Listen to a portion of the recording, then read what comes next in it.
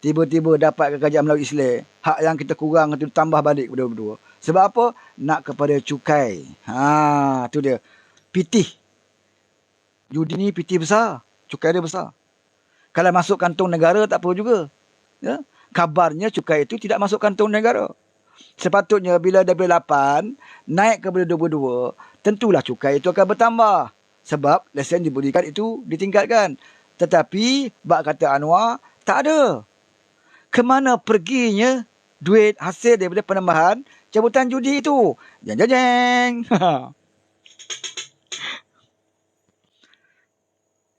Apakah ini tidak pernah terfikir oleh kepala-kepala walaun? Ya? Mereka tak nak fikir ke benda-benda macam ni? Apa lagi disebut? Dia kata Malaysian. Ini isu selalu main ni. Malaysian. Ini tahun 70-an, 80-an dulu ni. Yang DAP duk cerita dulu. Tak payah sebut lah tentang Malaysian. Pulau Pinang dah 3 penggal lebih dah. DAP perintah. Apa dasar Malaysian yang diamalkan di Pulau Pinang? Tak ada, saudara. Ya. Pulau Pinang tetap melaksanakan dasar yang kita bawa. Hari ini Malaysia Madani. Pulau Pinang dengan konsep Malaysia Madani. Negeri ini 9 yang kita perintah pun Malaysia Madani. Konsep yang sama. Negeri Selangor pun membuat konsep yang sama. Tak ada Malaysia ni. Kalau slogan itu berada dalam DAP sekalipun, dia hanya sekadar slogan. Dan dia tidak akan boleh dilaksanakan kalau dia bercanggah dengan perlembagaan. Itu kena ingat. Apa pun slogan yang kau bawa, apa pun laungan yang kau bawa, sehebat manalah slogan itu, tetapi kalau dia bercanggah dengan perlembagaan, dia tidak akan dapat dilaksanakan. Walaupun laungan Malaysia ini tahun 70-an, seawal penubuhan DAP telah dilaungkan, tapi sehingga hari ini, saudara, tak pernah dapat diamalkan. Sebab apa? Sebab pimpin DAP dah tahu dah. Dah tak relevan dah Malaysia ni. Apa yang digagaskan sekarang ini di bawah kajian PMX yang terbaik yang ada. Kerana dia menepati perlembagaan persekutuan. Apa perlunya lagi nak bawa slogan ini? Sebab itu tidak ada lagi ceramah DAP yang menyebut tentang Malaysian. Samalah macam slogan hudud. Pas membuat slogan hudud tahun 80-an. Sebelum itu lagi. Hudud. Ceramah sikit hudud. Sekadar slogan. Tetapi kalau slogan hudud itu bercanggah dengan perlembagaan, ia tetap juga tidak dapat dilaksanakan. Nak laksanakan hudud, kena pindah perlembagaan. Nak pindah perlembagaan, kamu kena jadi kerajaan. Kamu kena mengetuai kerajaan. Macam mana nak buat hudud kalau sekadar kamu bertanding 40-60 kerusi? Selebihnya kamu bergabung dengan orang. Lantik Muhyiddin, abah kau sebagai calon Perdana Menteri, kamu nak harapkan Muhyiddin nak laksanakan Islam. Keluarga dia sendiri pun dia tak boleh nak tegakkan Islam dalam keluarga dia lah. Dalam keluarga dia sendiri pun dia tak mampu. Kau nak harap dia nak Islamkan negara kita? Hey Yadi. Gunakan ilmu yang Allah bekalkan kepada kamu. Sekarang dia berkawan ngatuk pula. Nak harapkan hatuk laksanakan hudud. Kita kena buat hudud, maka kita terpaksalah terima Muhyiddin. Kita nak laksanakan hudud, maka kita terpaksalah terima Mahathir. Kamu tak juga menonjol. Sepatutnya kamulah jadi Perdana Menteri, kamulah lead. Perikatan Nasional ini sepatutnya lead diketuai oleh Haji Hadi. Sebab dia mempunyai ahli parlimen paling ramai berbanding ahli parlimen bersatu. Ahli parlimen PAS lebih ramai daripada ahli parlimen bersatu. Tetapi kenapa dia tidak mau jadi ketua? Sebab apa? Mungkin dia tahu dia tak layak. Sebab itu dia sanggup bagi kepada parti yang kecil ni jadi ketua. Lepas itu nanti, bila tak dapat laksana hudud, dia akan salahkan orang. Ni perangai PAS. Dia letak orang lain memimpin. Lepas itu, kalau tak berlaku apa yang dia nak, agenda Islam, hudud dan sebagainya, dia akan salahkan orang. Kami bukan perintah. Macam kes judi tadilah. Kami bukan Menteri Kewangan. Kami bukan Perdana Menteri. Kami tidak ada kuasa. Sebab tu dia letak Muhyiddin. Apa hal besok orang tanya PAS, PAS kenapa tak buat RU35, kenapa tak buat hudud? Bukan kita perintah, Perdana Menteri Muhyiddin. Perangai PAS macam tu. Ya, dia nak menutup kelemahan dia, kesalahan dia akan tuding jari orang. Kenapa tidak air di Kelantan? UMNO dulu perintah, kita terima daripada UMNO pun ada masalah air. Dia tak ada. Zaman UMNO 33 tahun yang lalu, dia ukit. Kenapa tak selesai masalah air? Pusat anak tiri kan Kelantan. Semua salah orang. Sama dengan Sanusi. Tak ada salah dia. Dia cekap. Tetapi orang lain nak tirikan dia. Dia takkan mengaku kelemahan dia, saudara. Ini perangai lebay. Macam mana awak nak hormat? Macam mana awak nak hormat? Kalau itu sikap yang ada pada parti lebay. Jadi kita nak bagi tahulah. Apa pun agenda yang dibawa oleh Mahathir, kita harus tolak, saudara. Proklamasi Melayu ke, nak menyatukan kononnya. Nawaitu proklamasi Melayu adalah untuk menyatu padukan orang Melayu. Saya nak bagi tahu, kalau kamu nak menyatu kaum Melayu, bukan Mahathir patut ketua I. Sebab Mahathir ni, di negeri dia sendiri Kedah pun orang tolak dia habis-habisan. Dia hilang deposit dalam pilihan raya. Bukan setakat dia, anak dia pun orang tolak. Parti dia orang tolak. Semua calon daripada parti Mahathir ni hilang deposit. Bahkan Mahathir tu sendiri dimalukan oleh orang di Langkawi. Kalau kita fikir logik, tak mungkin Mahathir boleh kalah. Jauh sekali hilang deposit. Sebab Langkawi itu, bila sebut Langkawi dibangunkan di zaman Mahathir. Banyak Mahathir majukan Langkawi. Bila sebut Langkawi, orang teringatkan Mahathir ni. Majoriti Langkawi juga orang Melayu. Mahathir bertanding situ sampai hilang deposit, saudara. Bukan sekat kalah, hilang deposit. Maksudnya apa? Dah tak relevan dah orang tua ni. Orang Melayu kenal Mahathir dah siap. Dulu mungkin orang Melayu tak tahu. Watak dia. Dan orang Melayu paling marah apabila melihat kerenah Mahathir yang di mana saja dia masuk, dia akan merosakkan. Dia ibarat anai-anai. Dia akan merosakkan di mana saja dia hinggap. Dia pernah berada dalam UMNO, dia pernah kena pecat, dia pernah keluar. Kena pecat lain, kena keluar lain. Dalam sekali dia pernah juga mengharamkan UMNO. Dia haramkan UMNO, dia tubuh balik UMNO. Betul UMNO tendang dia. Dia tubuh balik parti dia sendiri. Parti dia tendang dia. Masuk Pakatan Harapan. Pakatan Harapan angkat dia. Dia letak jawatan, jatuhkan kerajaan Pakatan Harapan. Ini perangai Mahathir. Percayalah. Duduk dengan pas sekali Mahathir akan rosakkan. Percayalah. Tapi baguslah. Kita nak tengok. Antara Mahathir dengan Jadi, siapa yang paling cekap nak menjatuhkan, siapa paling jahat di antara kedua-dua pemimpin ini. Bergabung dua tokoh. Satu tokoh penjual agama, satu tokoh penjual kaum. Dia gabung. Untuk apa, saudara? Untuk nak menjatuhkan kerajaan Malaysia Madani. Sebab bagi mereka, lagi lama kerajaan ini dibiarkan, kita tidak akan boleh tidur malam. Tak kiralah kamu orang pakai kot, pakai tie ke, kamu orang pakai jubah atau serban.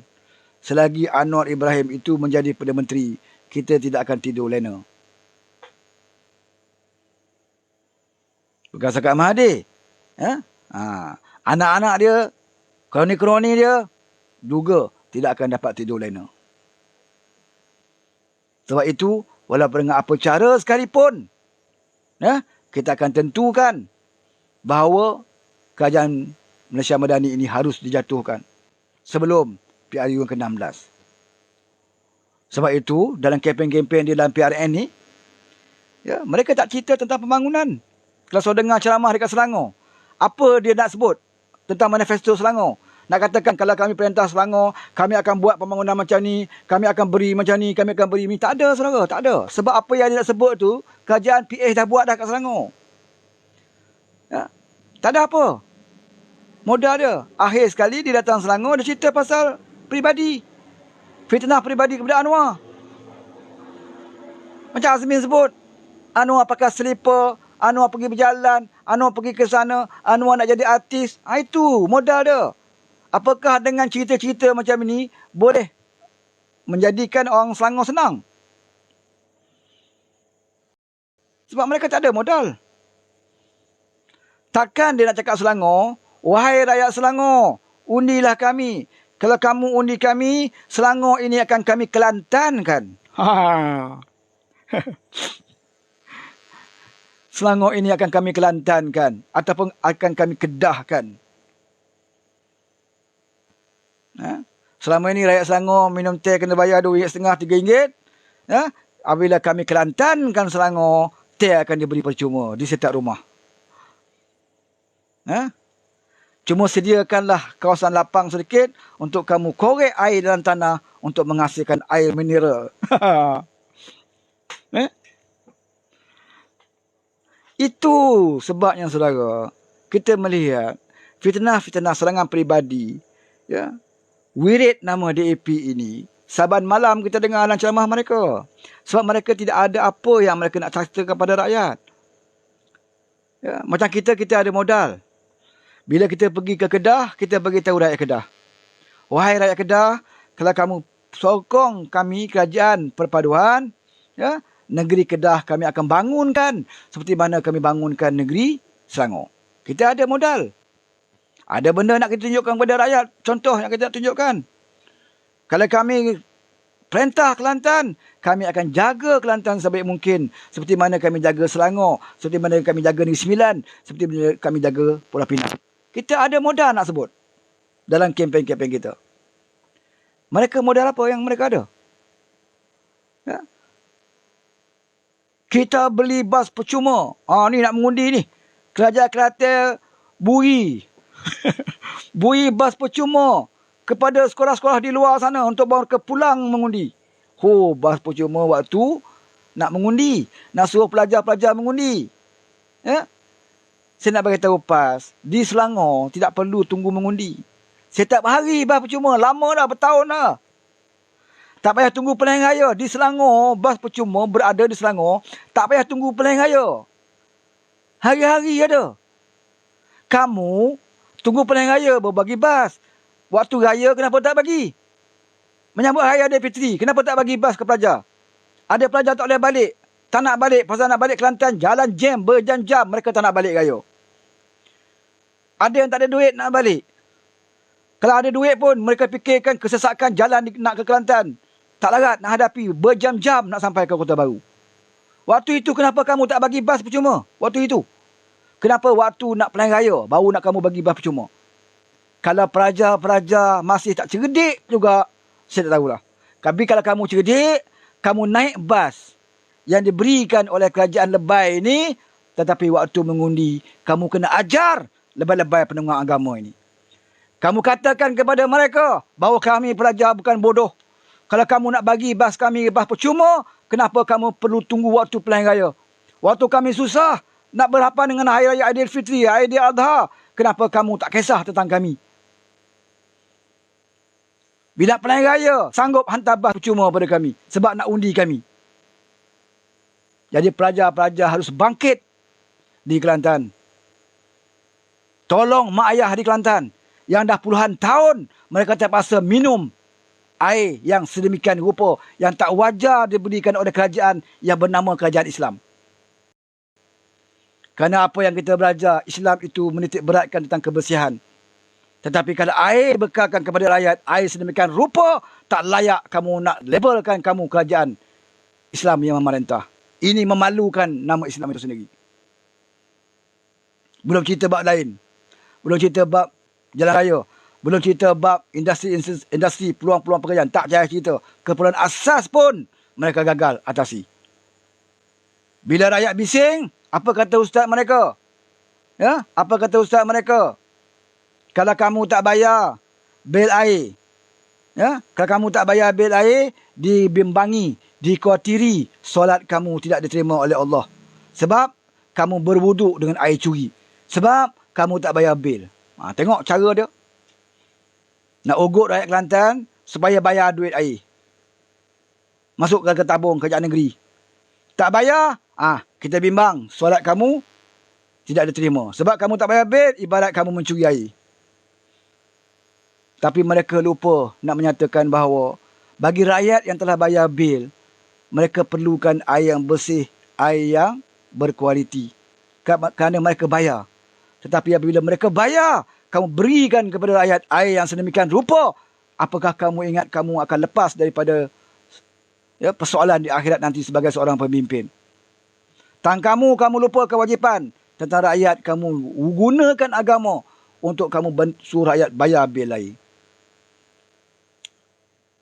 Bila air tak ada, curi pilih bomba. Macam ahli parlimen terpanjang tu. Curi pilih bomba. Oh, apakah hukumnya mencuri itu boleh? Oh, boleh. Kerana untuk kepentingan rakyat. Boleh pula.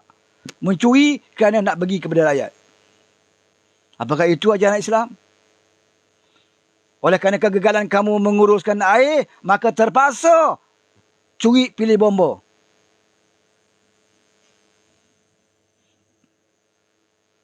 Saudara, orang Kelantan khususnya, perantau-perantau khususnya yang pernah berada di Pulau Pinang, yang berada di Selangor, yang berada di Kuala Lumpur, yang berada di Johor Bahru, apakah kamu tidak ada sesikit pun cemburu kepada negeri-negeri berkenaan? Apakah negeri-negeri berkenaan tidak cukup Islamnya? Kalau kita lihat di Selangor, kalau kita tengok syiar Islam Selangor itu jauh lebih hebat daripada di Kelantan. Dari segi program-program agamanya, kuliah-kuliahnya setiap malam. Bahkan baru ni kita panggil ulama-ulama besar, ulama-ulama hebat datang berhimpun di Selangor.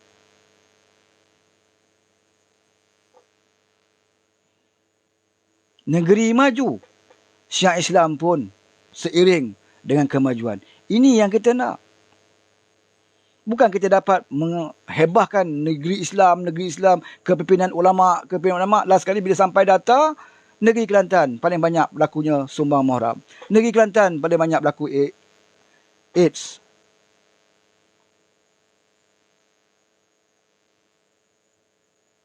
Bagusnya kajian Malaysia Madani, ya, seperti mana yang dibentangkan oleh Parlimen baru ini, bagian yang di bawah Kementerian Dalam Negeri, Saifuddin Nasution. Sekarang ini sedang mengubah dasar tentang perjudian online. Kita serius untuk menghentikan perjudian online. Sebab perjudian online ini tidak siapa boleh kesan. Di dalam rumah, dalam tandas pun dia boleh berjudi dengan online.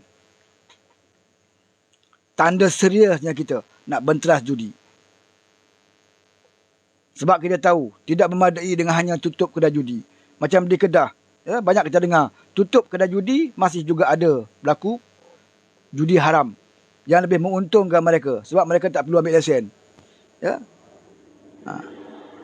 Tapi yang paling bahaya, yang paling tegas patut dilakukan oleh Malaysia Madani adalah mengawal dan juga menyekat judi online. Kerana judi online ini amat bahaya. Budak-budak sekolah boleh main. Dalam rumah mereka boleh berjudi. Dalam bilik tidur mereka boleh berjudi. Dalam tandas mereka boleh berjudi. Sebab itu kita utamakan fokus kepada untuk menyekat judi online. Kalau judi di luar ini, ya, tutup kedai judi, mereka buka kedai judi haram. Ya. Judi online itu kita kena harus sekat. Sebab dia lebih jauh berbahaya dan merosakkan orang Melayu Islam khususnya. Ya, berbanding daripada judi-judi yang berlesen ataupun tidak berlesen. Itu cara kita, pendekatan kita.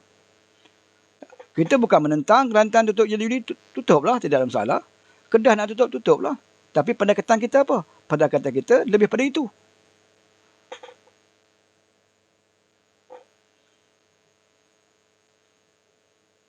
Tutup sebentar lagi. Kamarul. Assalamualaikum, Cik Wan. Waalaikumsalam. Teruskan. Sihat, Alhamdulillah.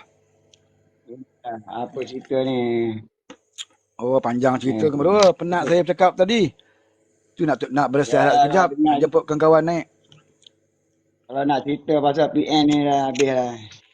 5 hari 5 malam dah habis ni. Bagi pemerintah 33 bulan tengok apa jadi pada hutang negara. Lagi kita nak bagi dia orang ke? Jangan tu. 1.5 trilion nak bayar tu. Tapi ada orang nak bagi. Ini masalah dia. Orang bagi kita betul-betul lah. Muhyiddin apa boleh ya Muhyiddin. Tengok kat Johor dah lah. Sekarang Johor pun tak suka ke dia tak. Itu anak seluang ni dia tak berakal semua ni tak. Main ikut-ikut. Dia politik ni. Berpolitik ni ikut fakta, bukan ikut fitnah tak. Ikut data tak. Berpolitik betul. Ni apa dasar? Dasar polisi dia apa dia tak. Ini tu dia. Main sokong, main ikut. Ya tak? Ini muda-muda ni tak tahu sejarah perjuangan negara macam mana tak. Hmm. Ini 1.5 trilion ni siapa nak bayar? Saya ingat anak cucu saya pun tak habis nak bayar ni. Anak seorang tak fikir tu benda-benda macam tu tak. Dia Oleh tipu dia payung bagi. Muhyiddin. Sebab itu Muhyiddin tipu dia. Dia kata saya Anwar buat tu benda yang saya dah buat dia tu. Jadi seruang-seruang ni dia percayalah. Muhyiddin dulu bertanding pun pilihan raya 14 tu pakai tiket keadilan. Lepas tu Hmm. khianat. Bila ada khianat, orang pengkhianat ni dia mesti akan dikhianati. Kena Betul ingat betul itu betul. dia. Itu Dia janji semua Tuhan. kira jawatan ya. Orang nak tiketkan untuk menjaga negara, bukan nak jaga periuk nasi, ya tak? Nak Hmm. jaga periuk nasi sendiri semua orang boleh, ya tak? Tapi demi rakyat, itu kan yang dikatakan PN best. PN bersih, bersih apa kerja ada, ya tak? Lambat Ha. apa ya, lambat lapar kata orang Kedah. Hmm. Balon. Walau naik, walau Okey, naik. Kamarul. Ya saya. Saya nak bagi Mewah pula komen sikit tentang macam mana tinggal menjelang beberapa hari lagi ni kita ada pilihan raya negeri. Apa pesanan Mewah kepada anak muda, terutama yang ada kat sini lah, yang sempat petang ni. Nak cakap. Bagi Mewah pula, wakil perempuan. Okay, terima kasih Abang Wan. Saya baru off work sebenarnya. So, baru off kerja. So, baru berkesempatan nak masuk. Thank you naikkan saya. Cuma pesanan saya dekat orang muda berkaitan PRN ni lah kan. Kalau kita ni, katakanlah you all ni kata atas pagar, tak suka berpolitik dan sebagainya. Okay. Cubalah untuk memandang kepada polisi dan dasar yang dibawa, lihat kepada apa kita panggil performance kerajaan dahulu.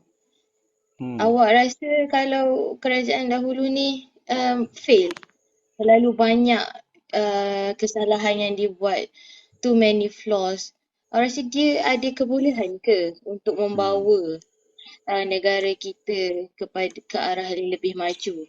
Kan, 33 bulan 1.5 trilion ringgit hutang dan GDP yang nombornya naik tapi tidak memberangsangkan. Masih lagi ramai yang tidak bekerja, tidak mempunyai pekerjaan waktu itu. Jurang perbezaan antara orang kaya dan orang miskin yang sangat tinggi. Adakah itu yang kita mahukan? Anak-anak muda yang dia mahukan adalah peluang pekerjaan, peluang untuk melangsungkan kehidupan. Maka kalau yang dijaga oleh kerajaan dahulu itu adalah, tak boleh. Sekejap kita bagi Mewah dulu. Yang dijaga dahulu itu adalah yang maha kaya. Masakan kita yang anak muda di bawah ini boleh mendapat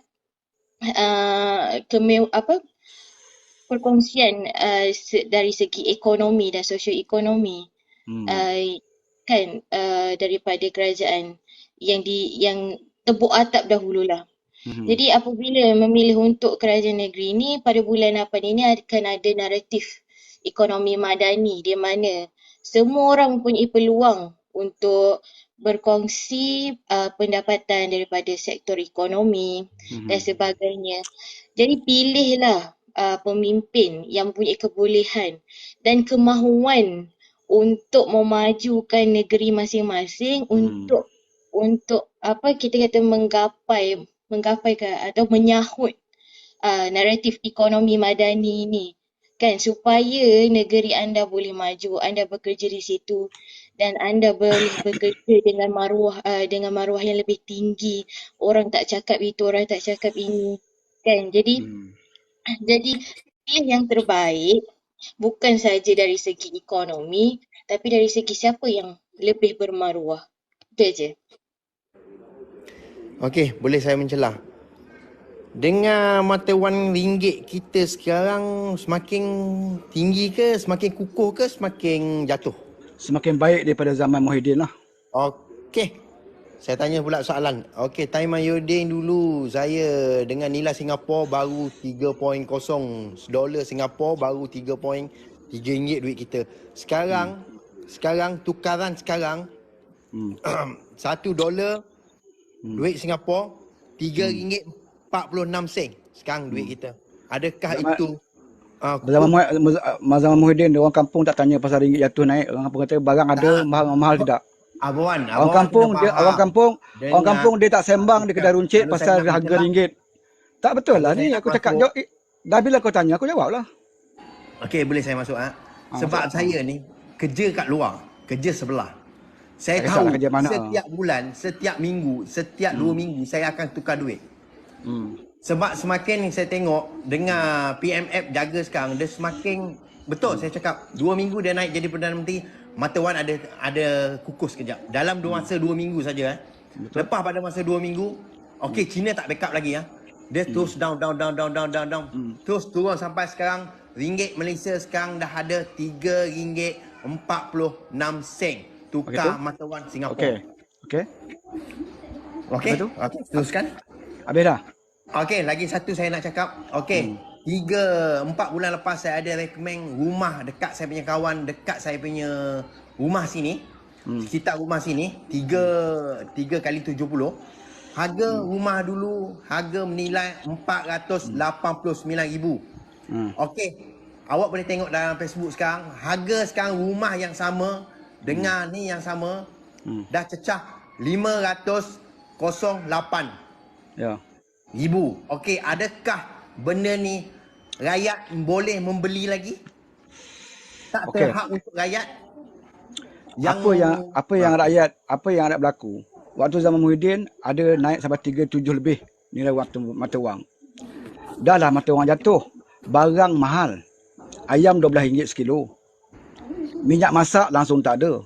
Kalau ada pun mahal. Telur hilang terus. Berbeza dengan sekarang yang ada.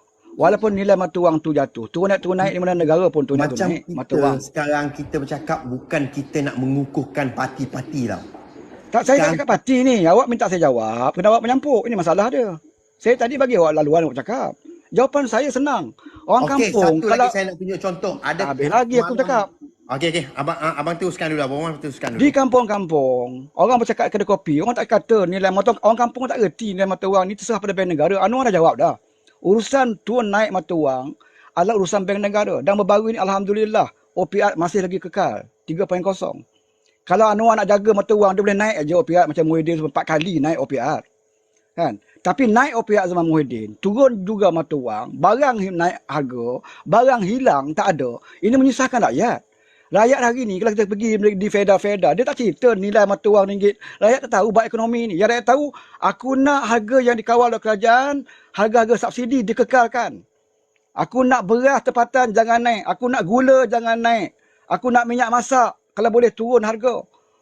Ini rakyat perlu. Bak ekonomi, bak ringgit Malaysia ni orang atas, orang ekonomi, dia bincang. Biarlah dia bincang.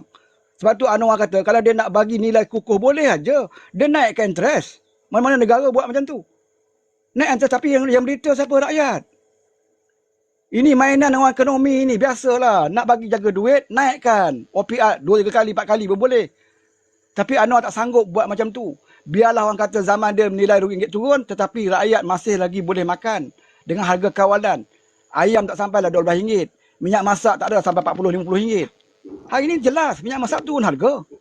Telur pun boleh dapat sekarang. Dulu telur langsung tak ada. Kalau nilai tinggilah ringgit Malaysia dulu, kalau telur tak ada tak guna juga. Jadi kalau nak bincang ekonomi ni banyak pendapat, banyak perbezaan, banyak pandangan kalau cerita pasal ekonomi. Rafizi dah jawab isu bab ringgit, Anwar pun dah jawab isu bab ringgit, orang ekonomi pun dah ulas isu bab ringgit. Nak cerita pasal KDNK, kan? Banyak lagi kejayaan negara kita berbanding negara Asia yang lain. Boleh kita bagi contoh. Kalau Rafizi tu bercakap, kalau sekali dia bercakap, 10 kali jangan percaya.